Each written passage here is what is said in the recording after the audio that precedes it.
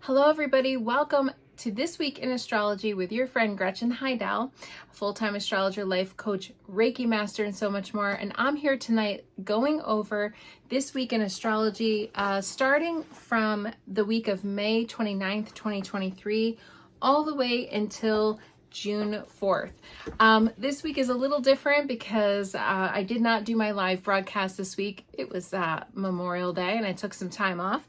But I am going over this week, and it's interesting because really this week in astrology starts in June, really on June 1st. So even though I was saying that I'm going to, the first like 2 or 3 days of the week, Monday the 29th, the 30th, and 31st, as we end out May and we wrap up things in May, really there's not much to report. There are lunar transits, and just so you know, when I'm doing this broadcast, I go over the bigger events, the planetary transits. Every single day, pretty much, there's a lunar transit. Lunar transit meaning that it involves the moon.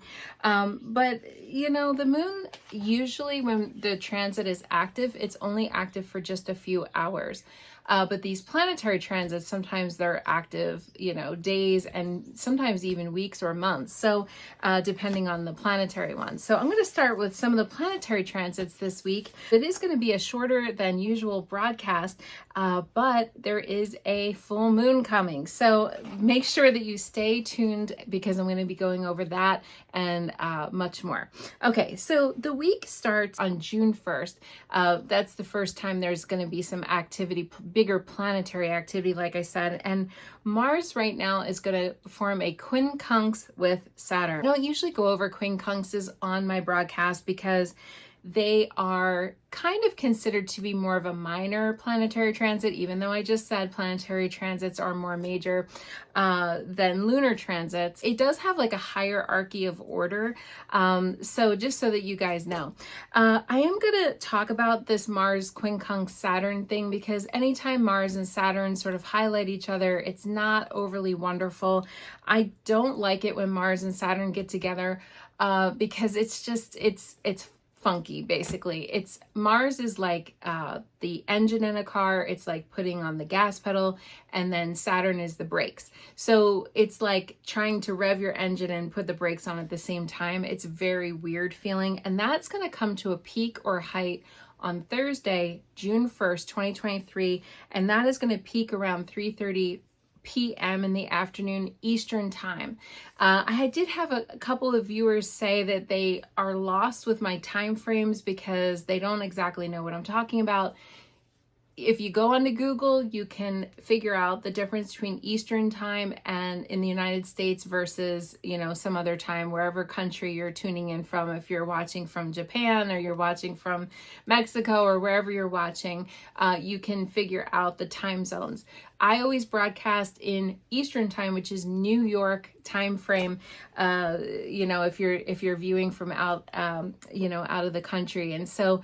Always plus or minus, you know, when I give these time frames, because there's no way I can list on here all the time frames in the world, London and Paris and all the, I don't know, all the different times. There just isn't, you know, availability, and it would be too boring. So Mars is in Leo right now and Saturn is in Pisces, and these two are called quincunx, which means they have nothing in common. They're not in the same element. They're not in the same modality. They're just nothing. They're just not in anything in common. And so these two, there's a lot of sort of reconciling that we have to do around quincunxes. This is again happening on Thursday. Quincunxes can present obstacles, delays. So if you're expecting something to come, like expect there to be a delay on Thursday. People might be running behind, or there might be some sort of, in other words, if we're trying to make forward progress and have forward motion in life, Mars and Saturn are not going to really let us on that day. It's going to be a little bit hard, and especially as we get to that time, people might be a little bit more aggressive. You know, these two are not getting along right now. Quincunxes in astrology represent a time where there has to be lots of compromise in order to get something done, because we have to sort of reconcile with the differences, and so that's basically what the deal is. So whenever you hear that term in astrology, quincunx, or sometimes it's called inconjunct. I know there's all these terms. Astrology does have its own language. I call it astrologies. But having this Mars and Saturn sort of thing going on, it's not fun, and it's a little bit hard to get progress and get rolling, and you might feel a little unmotivated, or you might feel a little tired, and sometimes those two when that happens. Luckily, it's more pinpointed on Thursday, so it's not really like we're gonna feel this all week and all year and all month. It's not one of those. It's more pinpointed for Thursday. As we get into Friday, we have a lovely trine between Venus, the goddess of love and beauty. She's trining Neptune in Pisces. So Venus is in Cancer right now. And then we have Neptune in Pisces.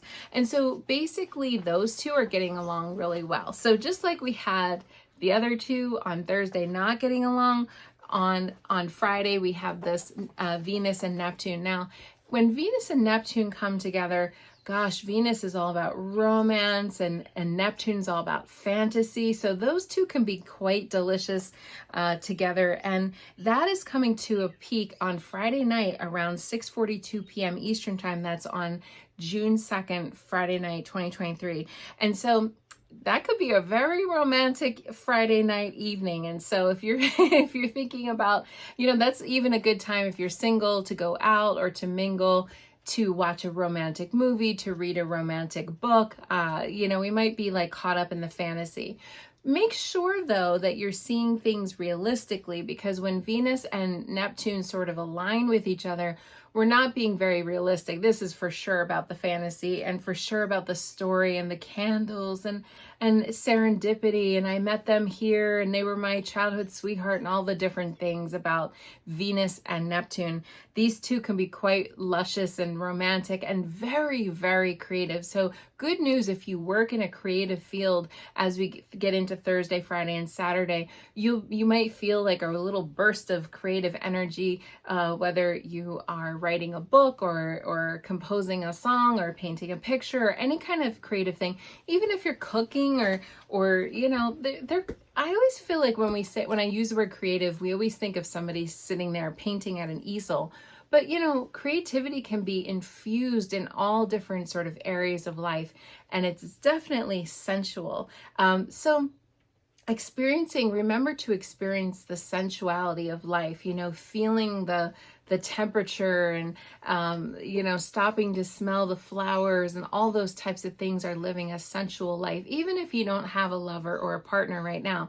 Now, if you do, this is the time to pull out all of the stops, take your lover or partner out to dinner or to do some kind of a fun romantic thing, take a walk by the sunset, all that type of stuff is very conducive for that.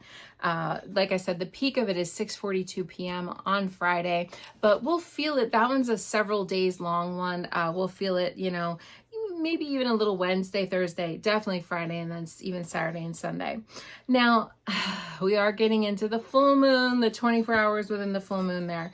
So the full moon is coming on this Saturday, June 3rd, 2023, and that's coming, the peak, the height of it, the pinnacle of it is 11:42 p.m. Eastern time. So again, if you are on the west coast of the United States, earlier than that, 3 hours earlier. If you're in a different country, sort of plus or minus that. And so 11:42 p.m. Eastern time is the peak of it. So that night, right before midnight, essentially, if you are on the east coast of the United States. And so this is going to be in Sagittarius. We are in Gemini season now, and Gemini is all about kind of playing and sort of being curious. Well, out of all of the opposites, Gemini and Sagittarius, but there's many opposites. I think that Gemini and Sagittarius are most similar in natures out of all the opposite signs. Gemini is associated with shorter distance sort of travel. Sagittarius is longer distance travel.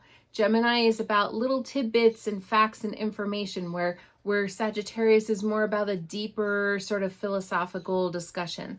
You know, you can see how they're sort of on some sort of spectrum here. They're not totally opposite. They're just kind of on opposite corners of a spectrum. I actually feel that all of the opposites are on some kind of a spectrum in a way, but these two I feel like are a little bit closer because both of them like knowledge, both of them like information, both of them like to be social. And so this is a very social, very lively full moon coming here. And again, that's going to be on Saturday, June 3rd. And so the peak of it is 11:42 p.m. and it's going to be taking place at 13 degrees Sagittarius. So the sun will be 13 degrees Gemini, the moon 13 degrees Sagittarius. So that's what always happens during full moons, is the sun and the moon are always opposite of each other. The sun basically shines its light onto the moon, and that's why the moon looks full, because we can actually see the full bright light from the sun. And so that's what makes it shine so brightly at night. So yes, we feel a little bit of the pull, okay, with Sagittarius and Gemini being in opposite signs. It's definitely possible to feel a little bit how do I say, like ruffled feathers or that full moon intensity.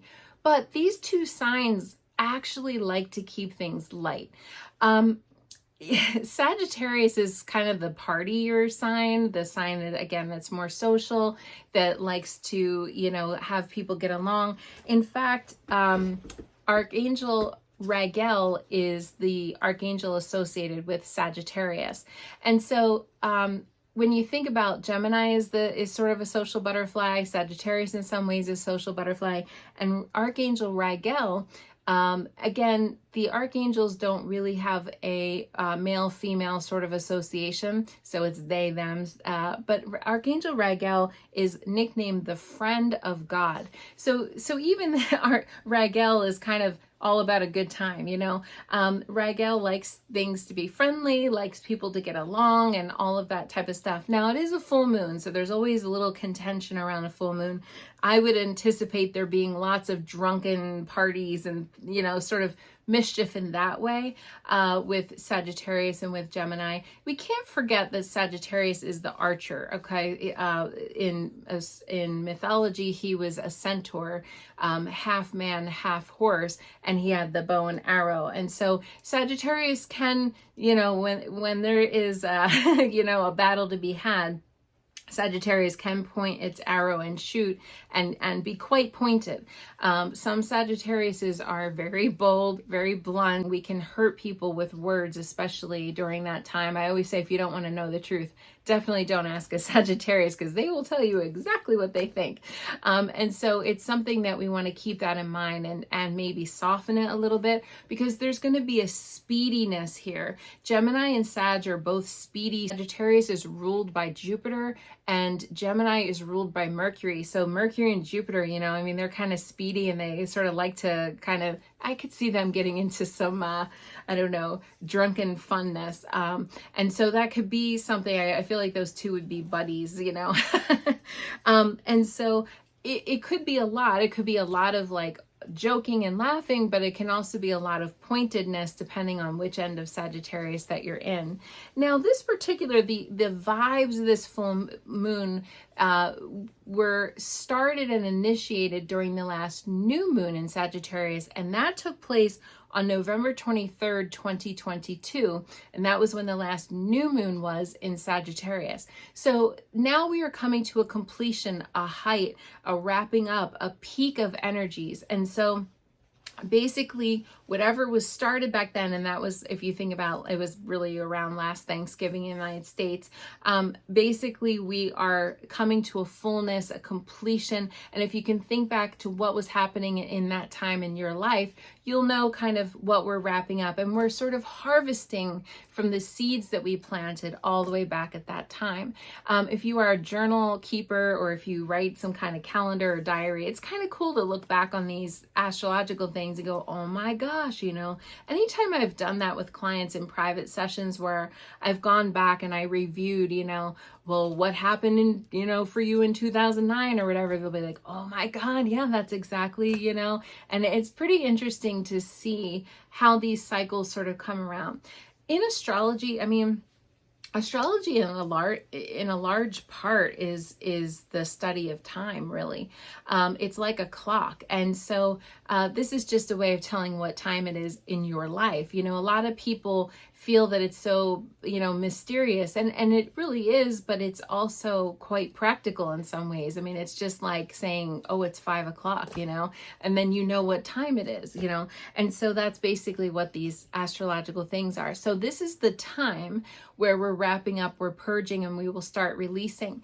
Now, up until that point on Saturday, June 3rd, if you're watching this broadcast before then, we're still in the very last bit of the new moon energy. So make sure you kind of still, if you're going to initiate or start something before this full moon comes, because once Saturday at June 3rd at 11:42 p.m. happens, we go over the hump, we go over the mountain, the peak of it, and then we start the full moon cycle. So full moon to new moon is about releasing, letting go, and purging. So people ask me, can I still manifest things on the full moon?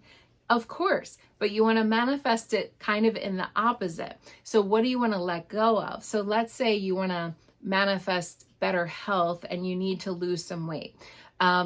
Maybe, so letting go of the weight would be the full moon part. That's the part you want to release. And the new moon part is bringing in the good health, you see? So that's kind of how you can do it. It's a little bit of a shift in energies, but what do you want to let go of? Bad habit, debt, a bad or negative friend or toxic relationship, any kind of thing like that that you're releasing and letting go of.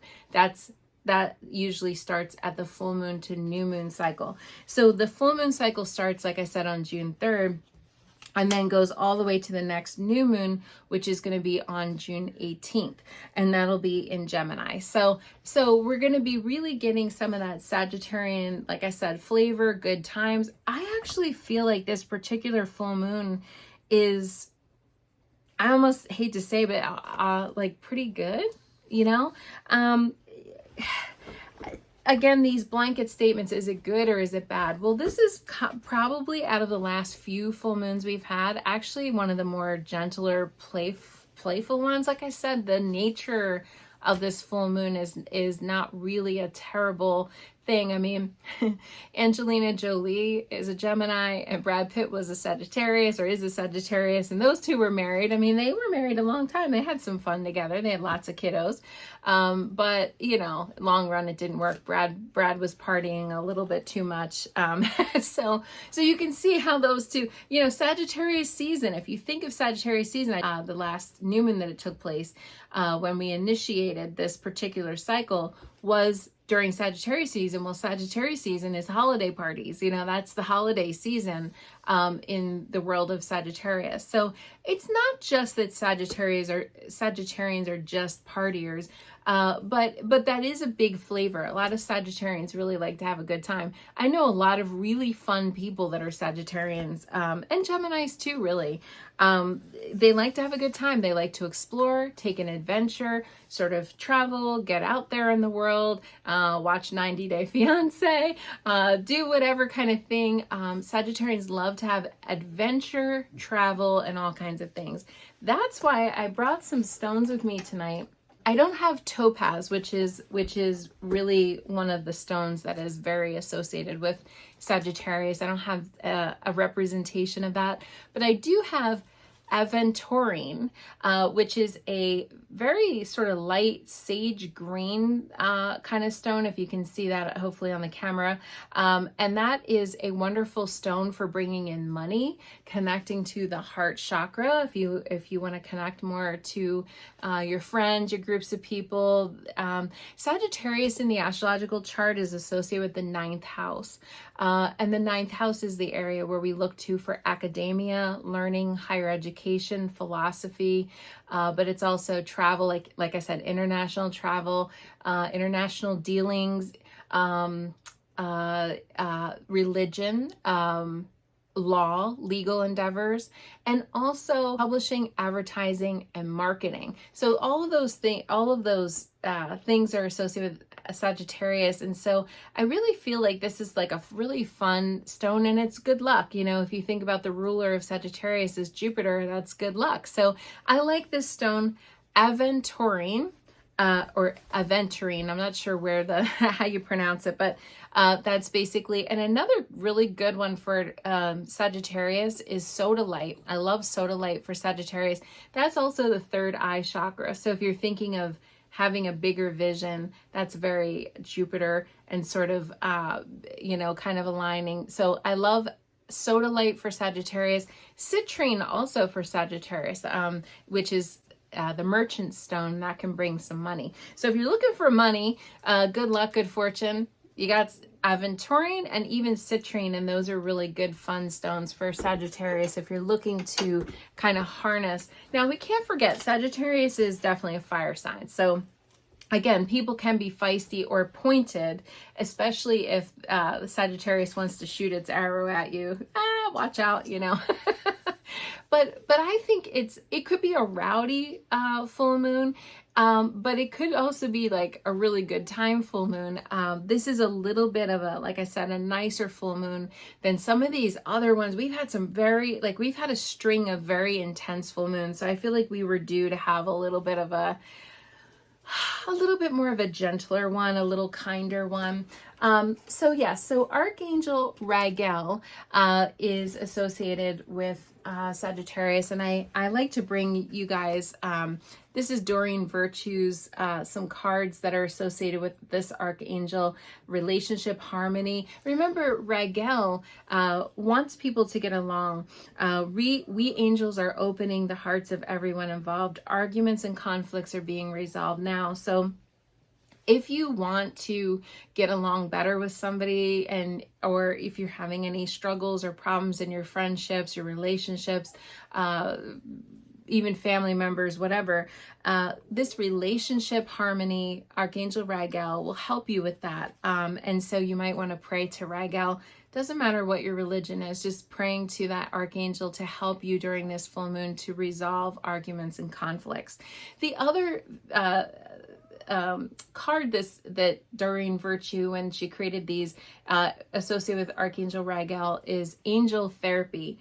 Give your cares and worries to us angels and allow us to take your burdens. So remember, Raquel is the friend of God. So I think when we think about friends, Gemini, Sagittarius definitely usually are very friendly and love their friends. And I think that's could be a really big theme during this particular full moon, like I said, because there's not as much opposition. Even though they're technically opposite signs, there's not as much opposition between the two, because I actually kind of think Gemini and Sag are besties. I know a lot of Geminis and Sag that date each other. They tend to really be drawn to each other. So I don't know if any of you out there, if you have any Gemini in your chart or Sagittarius in your chart, like I said, 13 degrees. So if you're born around this full moon, around this time, June 3rd, you will be feeling this. You're at the heart of it. Aries and Leo will also be kind of feeling this, because we are the fire signs. Definitely, like I said, Gemini. But also the other air signs like Libra and Aquarius will definitely be feeling this as well. Some of the other mutable signs, you might be feeling kind of like the little bit of a harder side of this full moon, and that would be Pisces and Virgo. You guys might be like sort of feeling like a little grumpy or out of sorts during this full moon, I'm sorry to say. This full moon's getting a boost and getting has some very lively energy around it, because the next day, on Sunday, June 4th, Mercury is going to form a conjunction with Uranus. It's the yearly conjunction. I'm sorry, it's just what happens. That is at 3:49 p.m. Eastern time on Sunday afternoon. But this is one that we will be feeling for days, Friday, Saturday, Sunday, Monday. We'll be feeling that all around. So it is the pinpointed time on Sunday, but that's basically what the deal is. And Mercury and conjunct Gemini, these two are the live wires of the zodiac. Like I just said, Mercury is the ruler of Gemini. So this particular full moon is going to have this as an underbelly shadow.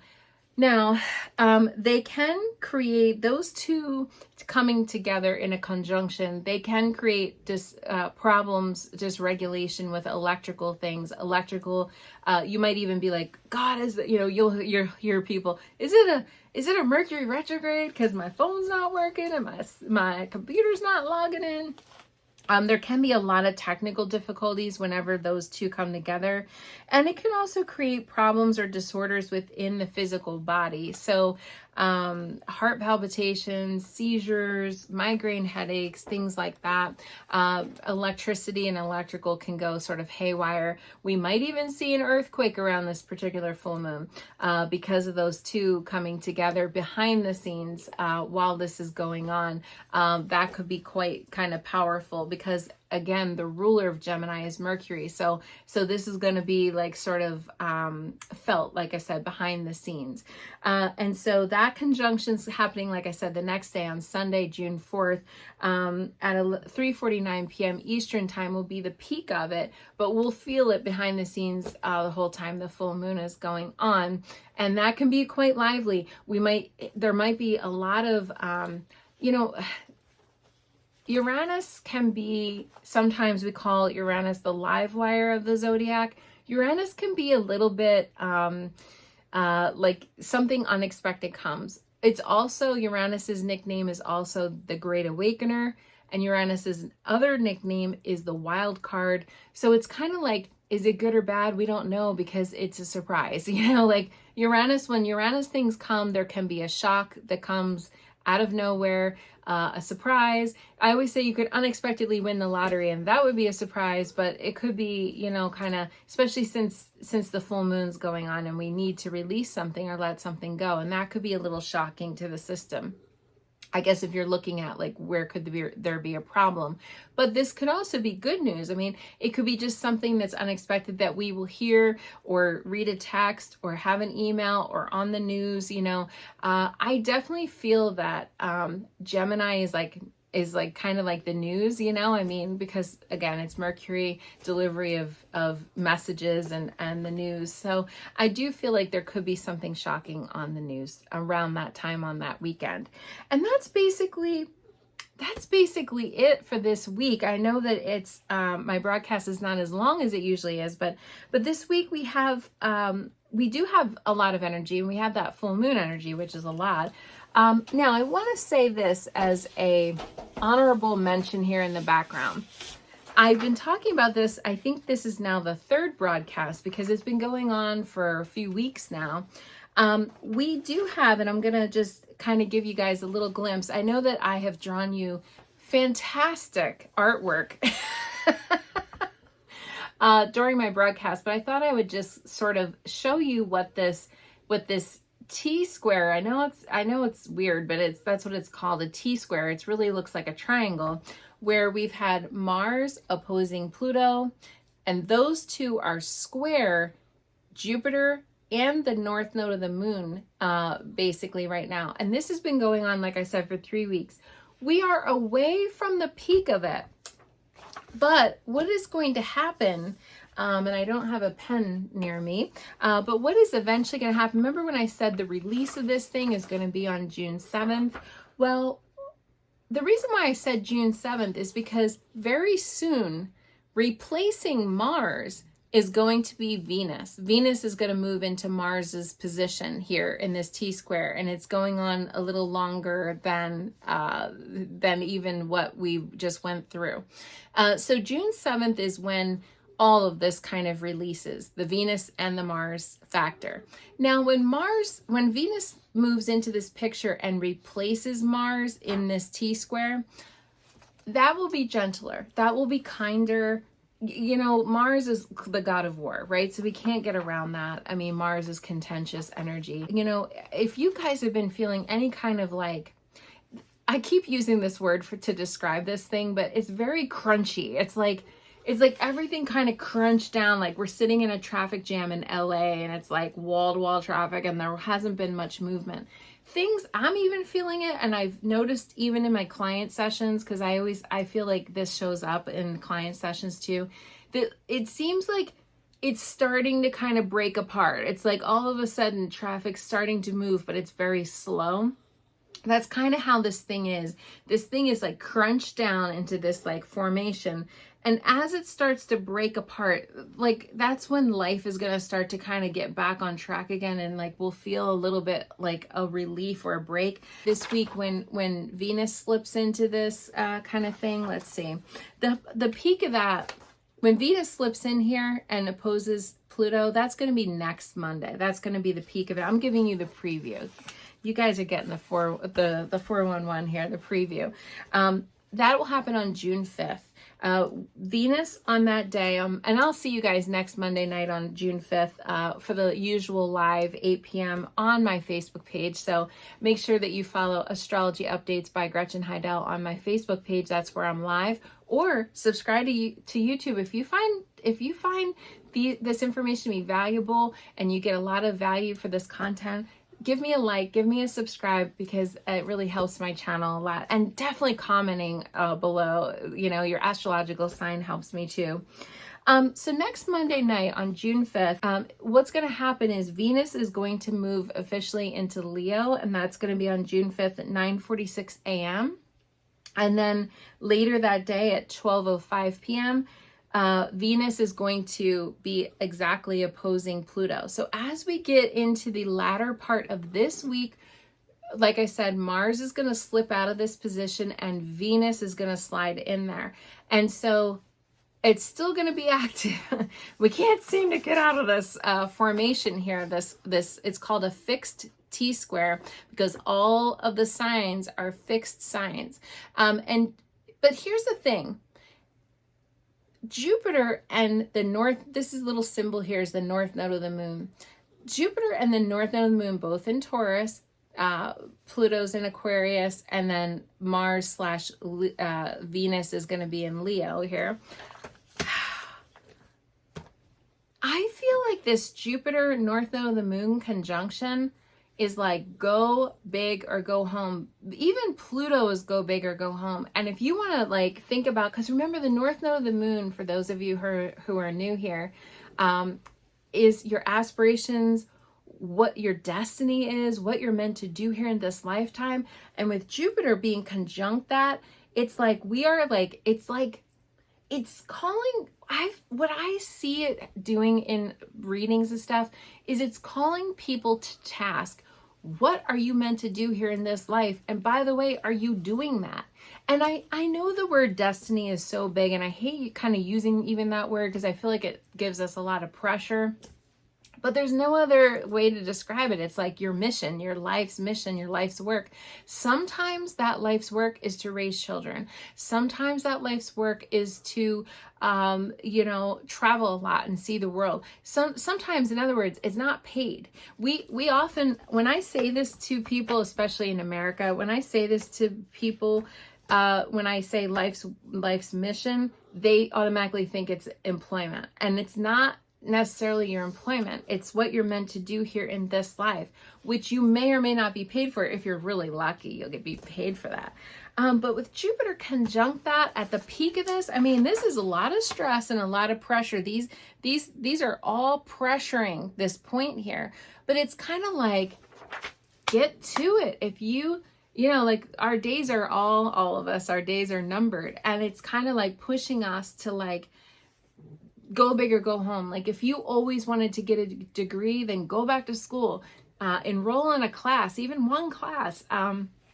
Or if you always wanted to take a trip, take that trip, or whatever thing it is that you've always wanted to do.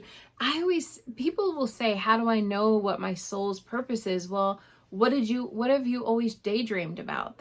It's not outside of you. We think of, I have to Google my soul's purpose, or I'm going to ask AI my soul's purpose, or I'm going to ask my best friend, what do you think my soul's purpose is? No. It's always, our soul's purpose is always the secret longings and the secret stirrings that we have.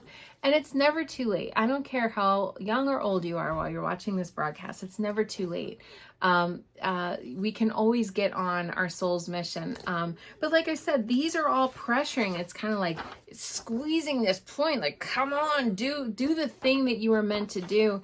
And I realized, by the way, on the camera that this looks a little bit like Saturn symbol. That's because it's backwards. I'm sorry, I can't do anything about that. This looks like Saturn, but this is actually Jupiter, just so that you guys know. So North Node of the Moon and Jupiter are squeezed together. When Venus slips in here, goddess of love and beauty, and replaces Mars, the god of war, this is going to feel a little gentler, a little kinder. And again, if you pull in some love and you pull in some compassion for yourself and some sort of ease and give yourself a little bit of a break, but not too much of a break that you sit down on the couch and then you don't do anything. That's not what this is about. This is about realizing a dream, making a plan. And if you haven't done it yet, or if it's something that's on what they call the bucket list, whatever it is, make sure that you get on it, because I feel like that's what's pushing us. And if you have any kind of secret dream, goal, or desire, name it, put it down, put it in the show notes below. I think that would be really cool to hear, because this has been active like for, almost a month now, and it's going to continue until around roughly June 7th or 8th, roughly around that time. And then it's going to start to break apart, and then we don't have as much of that energy, even though that energy was very crunchy and very ouchy and kind of made everything kind of slow down and go into this gridlock situation. Once this thing breaks free, I actually feel like it's almost, I've been comparing it almost to like a tsunami. Like right before the tsunami happens, there's no water. The water goes all the way out to sea. It's just sand. It gets really quiet. And then all of a sudden it's like and comes at us. That's kind of how I feel like this thing is going to be. Only it's not necessarily negative. I think that the tsunami, when it opens up, there's like a big gateway that could really open up stuff in our lives. And this thing could produce realizing a big dream or a goal or aspiration that you had. These whisperings of the soul that I call it, and then you could really harvest something quite good for your life. Just saying. All right. So I am going to pull a card for the week. What do we need to know about this week? What do we need to know about this particular full moon? This kind of a little bit nicer full moon with this Gemini, Sagittarius. What do we need to know in reference to this particular full moon? The vibrations and the week around it too, even this Mercury conjunct Uranus transit. What do we need to know? Oh, well, I have all of these cards here, and I pulled the one from Archangel Raquel. I'm gonna pull another card as well, but here we are with this relationship harmony card, that arguments and conflicts are trying to be resolved. Maybe the debt ceiling problem will finally be resolved. We could send Archangel Raquel to the powers that be that can help us with this debt ceiling situation, and maybe that they could figure things out. So I'm going to pull another card. What do we need to know about this full moon and this week? Okay, there is a little stress here. Okay, and then I'm going to pull one more card, and then we'll wrap up the broadcast. And again, if you guys want to have a personalized astrological session with me, please feel free to send me a text message or a DM. And my info is in the show notes on how to get in touch with me. What do we need to know about the energies whoa, okay. And I just had a fly out here, but I always pull these flyouts. Okay, so we do have a little bit more stress or pressure. Okay, so like I said, Archangel Raquel gave us some relationship harmony. And then I have the card of grace under pressure. So there could be some stress or some pressure. I know he looks like the Grim Reaper, but he's really not. It's just a card about feelings. This is not necessarily a predictor card. It's more of like how we will feel. And if we feel stress or pressure or some kind of like, deadline, This is saying have grace under pressure. Okay, it's not going to be quite as bad. We just have to tune out some distractions. I think that will be actually the hardest thing with this full moon, is tuning out distractions, because we're going to face it, both Gemini and Sagittarius can be a little bit, we'll say, ungrounded and unfocused. And so sometimes it's like all over the place, and that could be a danger, especially with Mercury and Uranus conjunct with each other in the backdrop. That could be a lot of like energy coming at us. I think that's what's going to end up happening. There's going to be a lot of like people calling and texting and emailing and how about this and how about that. It's going to be like a very sort of more nervous full moon. But hey, we can live through that. We're tough. We're tough cookies. So I hope that helps everybody tonight and whenever you're watching this. And again, please like it on YouTube. Make sure that you subscribe to my channel. Don't just rely on YouTube's algorithm, because I'm going to be posting YouTube exclusive content very soon. And I want to make sure that you guys get the latest and the greatest of my content. Okay, everybody. Have a wonderful night or weekend or whatever, whenever you're watching this, and I'll see you guys next week.